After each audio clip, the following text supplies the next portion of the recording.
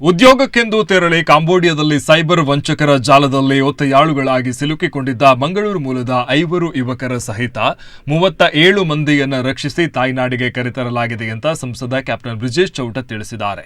ಉದ್ಯೋಗದ ಭರವಸೆಯೊಂದಿಗೆ ಕಾಂಬೋಡಿಯಾಗೆ ತೆರಳಿ ಕಳೆದ ಹಲವು ತಿಂಗಳಿನಿಂದ ನರಕ ಯಾತನೆ ಅನುಭವಿಸ್ತಾ ಇದ್ದ ಜಿಲ್ಲೆಯ 5 ಮಂದಿ ಸೇರಿ ಒಟ್ಟು 37 ಮಂದಿ ಭಾರತೀಯರು ಕೇಂದ್ರ ಸರ್ಕಾರದ ಸತತ ಮಧ್ಯಸ್ಥಿಕೆ ಪರಿಣಾಮ ಸುರಕ್ಷಿತವಾಗಿ ಸ್ವದೇಶಕ್ಕೆ ವಾಪಸ್ಸಾಗಿದ್ದಾರೆ. ವಿದೇಶಾಂಗ ಸಚಿವಾಲಯ ಮೂಲಕ ಕಾಂಬೋಡಿಯಾದ ರಾಜತಾಂತ್ರಿಕ ಇಲಾಖೆಗಳ ಜೊತೆ ಸಂಪರ್ಕವನ್ನು ಸಾಧಿಸಿ ಯುವಕರನ್ನ ಕರೆತರಲಿಕ್ಕೆ ಪ್ರಯತ್ನಿಸಲಾಗಿದೆ. ಮಂಗಳೂರು ಮೂಲದ 5 ಯುವಕರು ಕನ್ಸಲ್ಟೆನ್ಸಿ ಮೂಲಕ ತಿಂಗಳಿಗೆ 1 ಲಕ್ಷ ರೂಪಾಯಿ ಸಂಬಳದ ಡೇಟಾ ಎಂಟ್ರಿ ಕೆಲಸದ ಭರವಸೆಯೊಂದಿಗೆ ವಿದೇಶಕ್ಕೆ ತೆರಳಿದ್ರು. ಆದರೆ ವಂಚಕರು ಅವರನ್ನ ಕಾಂಬೋಡಿಯಾಕ್ಕೆ ಕರೆದೊಯ್ದು ಸೈಬರ್ ಅಪರಾಧ ಎಸಗುವ ಸಂಚಿಗೆ ಬಳಸಿಕೊಂಡಿದ್ರು. ಕಾನೂನು ಬಾಹಿರ ಕೆಲಸಕ್ಕೆ ಒಪ್ಪದಿದ್ದಾಗ ಯುವಕರಿಗೆ ಎಲೆಕ್ಟ್ರಿಕ್ ಶಾಕ್ ಹಾಗೂ ದೈಹಿಕ ಮಾನಸಿಕ ಹಿಂಸೆ ನೀಡಿ ಬೆದರಿಸಲಾಗ್ತಾ ಇತ್ತು.